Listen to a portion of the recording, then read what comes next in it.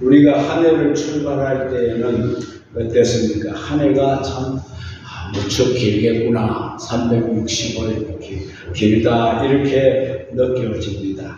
하지만 막상 한 해를 다 지나고 보면 세월이 너무 짧다. 왜 이렇게 1년이 금방 가는가? 이런 아쉬움이 누구나 다 남게 될 겁니다.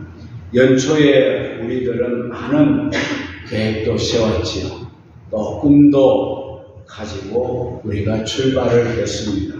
그런데 막상 이 한 해를 다 보낸 이 시점에서 우리가 생각을 해보니 제대로 실천을 한 것도 있었고 아쉬운 일도 많다. 이것을 느낍니다. 그래서 참 한 해가 짧구나 이런 생각이 저만 그렇게 드는 겁니까? 여러분들도 아마 그러신 줄 압니다. 작자밀상에 시간이라는 시가 있습니다. 시간은 기다리는 자에게는 너무나 느리다. 또 시간은 두려워하는 자에게는 너무나 빠르다. 또 뭡니까? 시간은 슬퍼하는 자에게는 너무나 길다. 시간은 신나지 아니하는 자에게는 너무나 지루하다. 그러나 그 시간은 주님과 함께 살고 주님과 함께 서는 자에게는 한 알 한 알이 귀중한 보석같다. 성도 여러분, 여러분은 이 한 해의 시간을 어떻게 여러분이 사용을 하면서 지내오셨습니까? 어떤 시간을 살며 여기까지 오셨느냐 그 말입니다. 시간을 주님과 함께 살면서 마치 보석처럼 하나를 하나 귀하게 여기며 그 시간을 알뜰하게 내가 잘 살아왔는가? 조용히 생각해보면 아쉬움과 부끄러움밖에 남지 않는 것을 우리가 느낍니다. 사실 시간에는 세 종류가 있다고 하지 않습니까? 먼저 해와 달과 지구의 회전관계에서 이루어지는 이 날짜, 월, 그리고 해 이런 달력의 시간이 있습니다. 달력의 시간. 하루는 24시간이고 한 달은 30일이고 1년은 365일입니다. 그 위에는 이제 또 달력을 바꿔야 되는 것입니다. 이렇게 자연 환경에서 이루어지는 달력의 시간이 있고요. 두 번째는 생물학적 시간이 있습니다. 모든 생물에는 시간이 다 주어져 있어요. 모든 생물은 영원히 살지 못하고 각기 나름대로의 수명이 정해져 있다 말입니다. 사람도 때에 따라서 움직이는 수명이 있습니다. 날 때가 있고 또한 자랄 때가 있고 공부할 때와 결혼할 때가 있습니다. 일할 때가 있는가 하면은 또 죽을 때가 있습니다. 100년 남짓밖에 살지 못하는 수명이라는 시간을 가지고 우리가 한 인생을 살아가고 있다는 것입니다. 달력의 시간은 사실 태양과 달과 지구의 관계에서 이루어지는 시간이기 때문에 이건 남의 시간이라고 할 수 있습니다. 그런데 비해서 생물학적인 시간은 나의 수명과 관계되어지는 시간이기 때문에 나의 시간이라고 할 수 있습니다. 그런데 남의 시간도 아니고 여러분 남의 시간도 아니고 내 시간도 아닌 제3의 시간이 있습니다. 그 제3의 시간이 바로 하나님 시간이라는 것입니다. 나의 시간은 제한되어 있는 데 비해서 하나님의 시간은 영원합니다. 제한이 없습니다. 사실 구원이라는 것은 나의 시간을 하나님의 시간으로 바꾸어가는 이것이 바로 구원인 것입니다. 하나님 시간을 산다고 하는 이 말은 하나님의 시계에 내 인생을 맞추어 살아간다, 그런 뜻입니다. 오늘 성경 말씀에 보면 다윗은 하나님 시간을 살겠다고 하는 굳은 결심을 하고 있음을 봅니다. 15절에 보면 내 시대가 주의 손에 있사오니, 오늘 말씀의 키포인트가 바로 이 구절입니다. 내 시대가 주의 손에 있사오니. 이 말씀에 대하여 표준 세번역에는 나의 앞날은 주의 손에 달렸사오니, 이렇게 번역하고 있습니다. 이 말씀은 지금부터 나의 장래는 하나님의 손에 달렸으니 하나님의 계획, 하나님의 시간, 하나님의 장 중에서 제가 살겠습니다 하고 새로운 결심과 고백을 하는 말씀이라는 것입니다. 지금까지 우리는 나의 시간으로 살아왔습니다. 내가 성공을 했고, 내가 출세를 했고, 내가 건강을 유지했고, 내가 돈을 많이 벌었고, 내가 잘 살려고 하는 나의 계획과 나의 포부와 나의 꿈을 안고 나의 시간을 지금까지 살아왔습니다. 그런데 다윗은 갑자기 하나님의 시간을 살겠다, 이렇게 고백하고 있는 겁니다. 시편 31편의 배경을 보면은 다윗은 이 이새의 아들, 막내 아들, 8번째 아들로 태어나서 목동이 된 사람입니다. 하루는 목동의 생활을 하다가 갑자기 하나님의 부름을 받아서 이스라엘의 임금으로 기름 부음을 받았습니다. 그렇지만 그는 임금의 자리에 취임도 해보지도 못한 채 당시의 임금이었던 사울왕의 미움을 받아서 생명의 위협을 당하게 되었습니다. 임금이 된 후에도 아들이 또 반란을 일으켜서 그 아들에게 왕궁에서 쫓겨나는 수모도 겪었습니다. 뿐만 아니라 믿었던 신하에게 배신을 당하기도 했습니다. 다윗은 한 생을 살면서 많은 고난도 겪었고 그 인생의 희비를 다 체험한 그런 사람입니다. 이런 생을 살아가던 다윗은 말년에 가서는 하나님, 나의 앞길은 하나님의 손에 달렸사오니 하나님 시간 가운데 살게 하여 주옵소서, 이렇게 고백했다는 것입니다. 그래서 14절로 16절에 보게 되면 누가 뭐래도 주님은 나의 하나님이시기에 나는 주님만 의지하겠습니다. 내 앞날은 주님의 손에 달렸사오니 내 원수에게서 나를 박해하는 자의 손에서 나를 건져 주소서.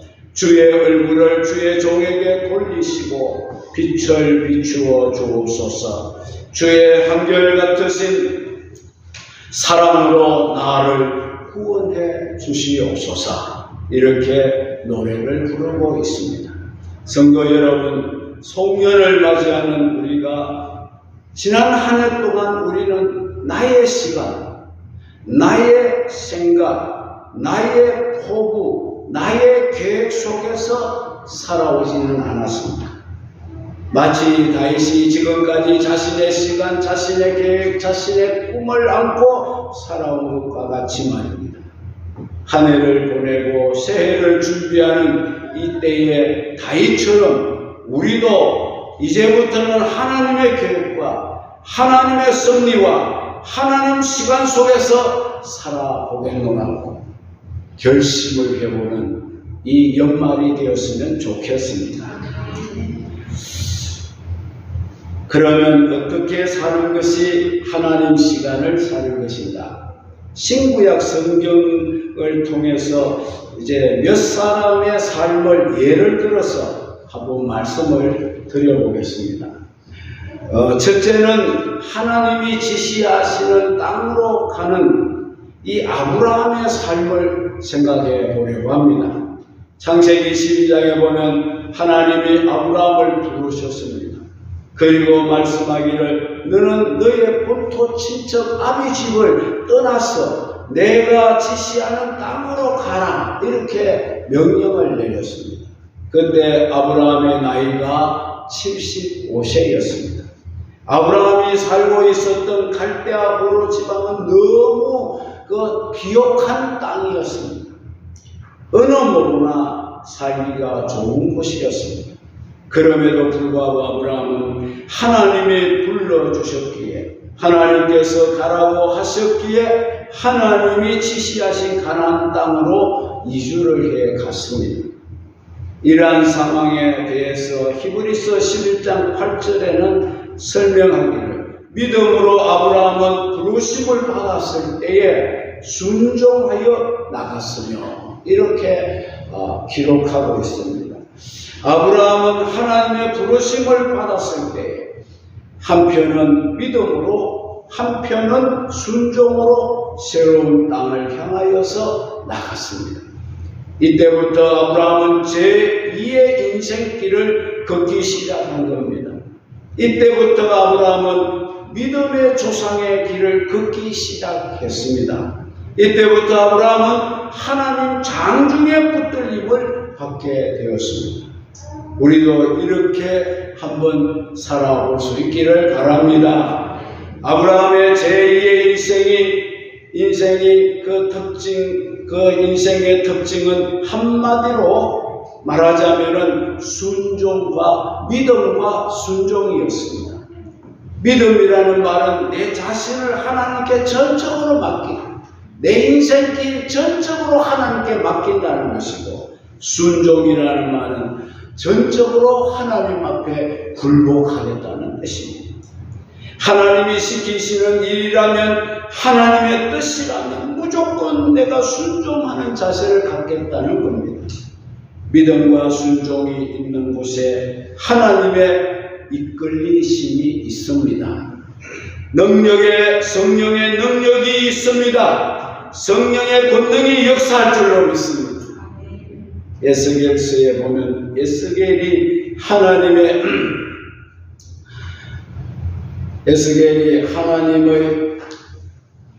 부름을 받아서 바벨론 포로 중에 있던 그 자기 백성들에게 가서 예언을 하지 않습니까? 이때 에스겔이 고백하기를 하나님의 신이 나를 이끌어갔다 그랬어요. 하나님의 신이 이 에스겔을 이끌어서 바벨론으로 갔다는 것이에요. 그렇습니다. 하나님의 부르심에 대해 믿음과 순종의 자세를 가지게 되면 하나님의 신이 우리를 이끌어 줄 줄로 믿습니다. 하나님의 신이 뭡니까요? 하나님의 영이라고 하고 또 성령이라고 또 하는 것입니다. 여러분, 성도 여러분, 한 해를 마감하고 새해를 준비하고 있는 이때에 내년 한 해는 하나님의 성령의 이끌림을 받아 사시기를 바랍니다. 아브라함처럼 믿음과 순종의 자세를 가져야 합니다. 이때 우리도 아브라함처럼 제2의 생을 살 수가 있고 하나님의 시간, 하나님 장중에 사로잡히는 삶을 살아가게 될 줄로 믿습니다. 두 번째입니다. 산악지대로 간 사람이 있습니다. 좀 이상한 표현 같습니다만 여기 산악으로 간 사람은 여호수아서 14장에 나오는 사람입니다. 이스라엘 백성들이 40년 동안 광야 생활을 마치고 여호수아의 지도하에 요단강을 건너 가나안 땅을 점령하였습니다. 여호수아는 12지파의 대표들을 다 모아놓고 가나안 땅을 이제 분배하기 시작합니다. 이때 여호수아를 도와서 가나안 땅을 정복하는 일에 1등 공신이 한 사람이 있습니다. 그가 바로 갈렙이라는 사람입니다. 이스라엘 백성들이 출애굽한 다음에 광야를 거쳐서 가나안 땅까지 오는데 많은 고생을 했습니다. 애굽에서 출생한 사람들 중에서 가나안 땅까지 온 사람은 단 2사람뿐이에요. 애굽에서 나온 사람, 그 많은 사람이 나왔지만 광야에서 다 죽었어요. 2사람만 가나안 땅에 들어갔습니다. 그들이 바로 갈렙과 여호수아입니다. 갈렙은 당시에 나이가 아주 많았습니다. 그때 당시에 갈렙의 나이가 85세였어요. 가나안 전국 1등 공신이자 나이도 많고 지파의 원로였고, 그것도 12지파 중에 가장 큰 지파의 지파장이었습니다. 이러한 갈렙이 여호수아에게 어떤 땅을 요구했습니까, 여러분? 남쪽에 있는 산악지대, 이 산지를 요구했습니다. 남쪽은 헤브론을 중심으로 하고 있는 땅으로서 이스라엘의 남부 지역을 말합니다. 산지로 되어 있습니다. 그 산지가 수목이 울창한 그런 산지가 아닙니다.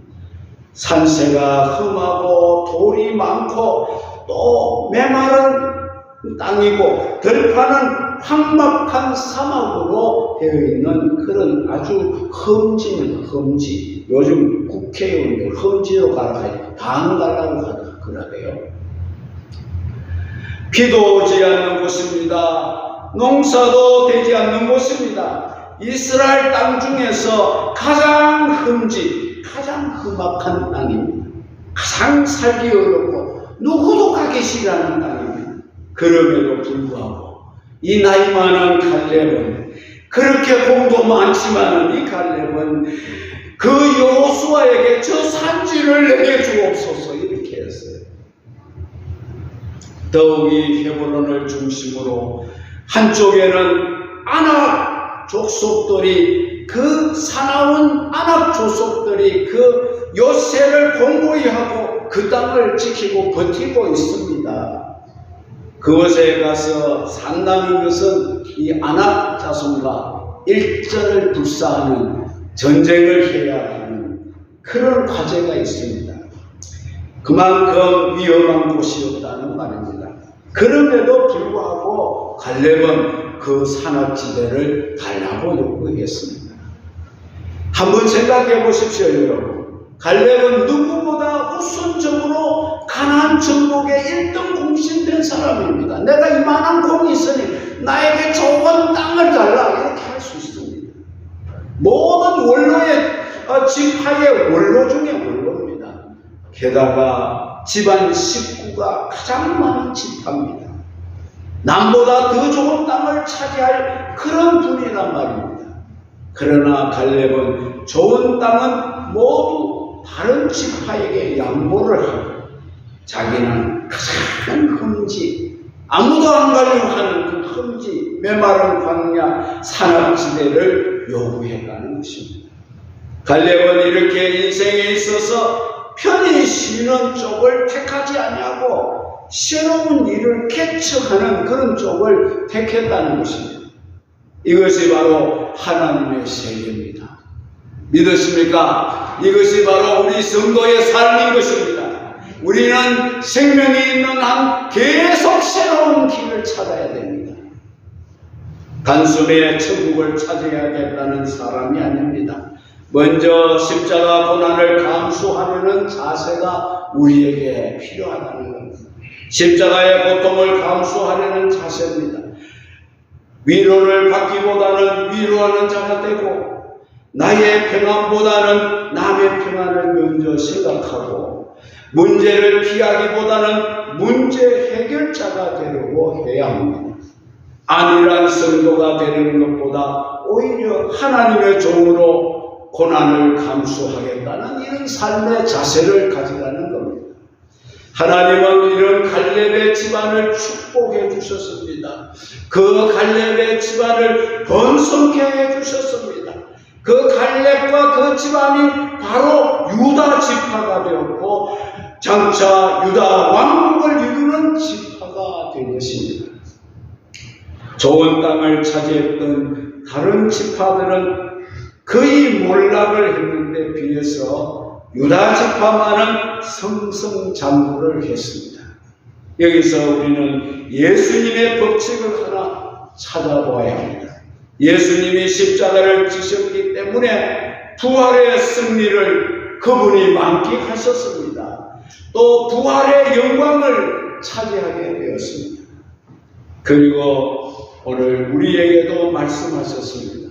아무든지 나를 따라오려거든 자기를 부인하고 자기 십자가를 지고 나를 쫓아라고 했습니다.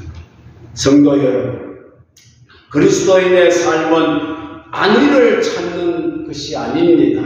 어떻게 하면 좀 편하게 믿어볼까? 그게 아닙니다. 내가 져야 할 십자가가 무엇인가? 그 십자가를 찾는 삶이 되어야 하고 그 십자가를 내가 지고 골고다를 향하여 올라가는 삶이 오늘 우리 그리스도인의 삶인 줄 믿으시기 바랍니다. 이런 인생을 살고 있는 사람이 바로 하나님 시간을 살고 있는 사람이라는 것이죠. 우리도 이런 십자가를 찾는 사람 되시기를 주의 이름으로 축원합니다. 세 번째는 목표를 향하여 걸어가는 사람이 있습니다. 바울은 하나님 시간을 사는 삶에 대하여 빌립보서 3장 13절로 14절에 이렇게 말했습니다. 뒤에 있는 것은 잊어버리고 앞에 있는 것을 잡으려고 푯대를 향하여 쫓아가노라고 했습니다. 하나님의 시간은 과거가 아닙니다. 하나님의 시간을 산다는 것은 오늘부터 시작하여 내일로 가는 것입니다. 아유, 놀랬구나. 내일로 나가는 것입니다. 과거의 잘못, 과거의 나쁜 습관들, 잘못된 행실들, 또 불의와의 타협했던 것들, 또 진실하지 못했던 것들, 이런 것들을 모두 이제 떨쳐버리고 하나님의 의의 손을 붙들고 새로운 삶을 향하여서 쫓아가는 이 생이 바로 그리스도인의 삶이라는 것을 믿으시기 바랍니다. 바울은 고린도후서 5장에서 그런즉 누구든지 그리스도 예수 안에 있으면 새로운 피조물이라 이전 것은 지나갔으니 새 것이 되었도다. 할렐루야. 부단히 새 것을 향하여 나아가는 삶이 되라는 거예요. 그 새 것 속에는 나는 이것을 위해 살겠다 하는 어떤 목표를 두어야 한다는 것입니다. 사실 목표가 분명한 사람이 삶의 의욕이 생기는 것이고 인내가 있고 또 열심이 있고 그런 사람이 기도가 있다는 것입니다. 목표 없이 한 생을 살다 보면 절로 나태해지고 흔들리고 쉽게 유혹에 빠지는 것입니다. 누가복음 13장에 예수님이 예루살렘으로 올라가실 때 한 바리새인이 예수님 앞으로 뛰어나와서 예수님에게 경고를 했습니다. 여기를 속히 피하십시오. 헤롯 왕이 당신을 죽이려고 지금 틈을 엿보고 있습니다. 이렇게 경고를 했습니다. 그때 예수님께서 대답하시기를 오늘 또 내일 또 모레도 내가 가야 할 길을 나는 가겠노라. 선지자가 예루살렘 밖에서 죽는 법이 없느니라. 그렇게 말씀하시면서 그의 경고를 무시하고 예수님은 죽음의 길인 예루살렘으로 올라가시게 된 줄로 믿습니다. 목표가 있었기 때문입니다. 예수님은 인류 구원이라는 분명한 목표를 가지고 계셨기 때문에 죽음이 눈앞에 와도 두려워하지 않았습니다. 개의치 않았습니다. 인류 구원이라는 목표를 위해서 십자가도 감수하셨습니다. 믿음으로 사는 사람은 분명한 목표를 두고 살아갑니다.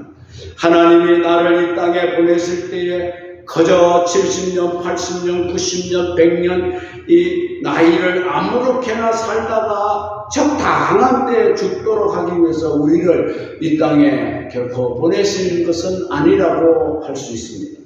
천하보다 소중한 생명을 이 땅에 보내셔서 살게 하실 때에는 그 생명을 통해서 무언가 계획하신 뜻이 분명히 계신다는 겁니다.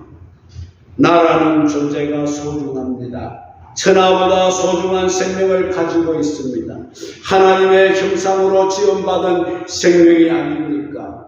바로 이 생명을 구하기 위해서 독생자까지 이 세상에 보내셔서 십자가를 지게 하셨던 것입니다. 나는 하나님의 지극한 사랑을 받고 있는 생명이라는 것을 기억하시기 바랍니다. 하나님은 지금도 나라고 하는 생명을 통하여 무언가를 하고 싶어 하십니다.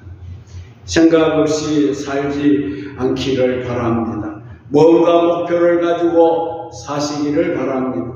그러면 하나님께서는 나를 통하여서 어떤 계획을 갖고 계시기에 나를 이 땅에 보내어 살게 하시고 계시는가? 어떻게 우리가 그 하나님의 뜻을 알 수가 있는가? 물론 성경을 통해서 알 수 있습니다. 우리가 기도함으로 통하여서 기도를 통하여서도 알 수가 있습니다. 때로는 하나님이 직접 명령을 하실 때도 있습니다. 그러나 더 분명해지는 것은 하나님께서 우리 각자의 마음속에 어떤 꿈을 다 심어주셨다는 겁니다. 어떤 목표를 심어주신 겁니다. 하나님은 무엇을 꼭 해야 하겠다는 그런 목표를 심어주셔서 그것을 통하여 하나님의 뜻을 성취하신다는 것입니다. 빌립보서 2장 13절에 이런 말씀이 있습니다. 너희 안에서 행하시는 일은 하나님이시니 자기의 기쁘신 뜻을 위하여 너희로 소원을 두고 행하게 하시느니라. 할렐루야. 하나님이 우리에게 우리 안에 소원을 두셨다. 세월이 가고 환경이 달라지고 여건이 달라져도 마음속에 끊임없이 일어나고 있는 어떤 소원, 어떤 목표가 있으면 이걸 우리는 예사스럽게 생각해서는 안 되는 것입니다. 하나님은 목표를 통해서 자기 뜻을 성취하시기를 지금도 원하고 계십니다. 하나님은 자신의 뜻을 어떤 사람을 통하여 실현하시고자 하실 때는 먼저 그 사람의 마음속에 무엇을 꼭 하고 싶어 하는 어떤 소원을 심어주시고 그 목표를 이루게 함을 통해서 하나님의 뜻을 성취하시는 분이라는 것을 여러분 기억하시기를 바랍니다. 2024년이 다가오고 있습니다. 우리는 24년을 어떻게 살고 무엇을 하며 살아가야 할까? 이 목표를 정하고 나의 생을 살아갈 수 있기를 바랍니다. 우리가 과거를 한번 돌아볼 수 있기 바랍니다. 가장 뚜렷이 기억에 잘 남아있고 보람이 있었던 한 해가 어떤 해였습니까? 늘 우리가 한번 생각해 보겠습니다. 평안할 때가 아닙니다.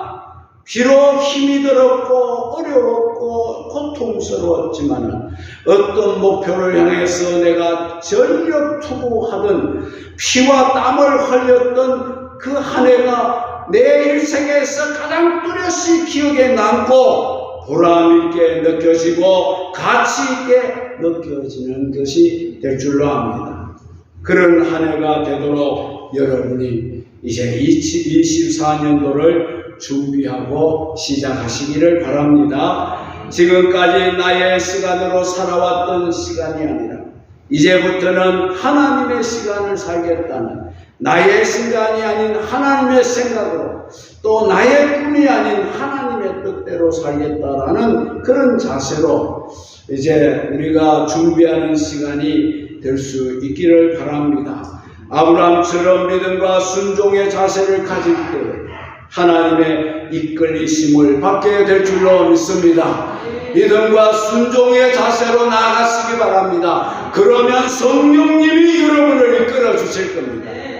갈렙처럼 자기 십자가를 지고 갈 때에 부활의 승리를 얻게 될 줄로 믿습니다. 그리고 바울처럼 하나님 영광을 목표로 두고 살아갈 때에 그리스도의 상급이 여러분들에게 충만할 줄로 믿습니다. 이런 삶을 우리도 준비하여서 이제 새해를 맞이하는 여러분들이 되시기를 주의 이름으로 축원합니다.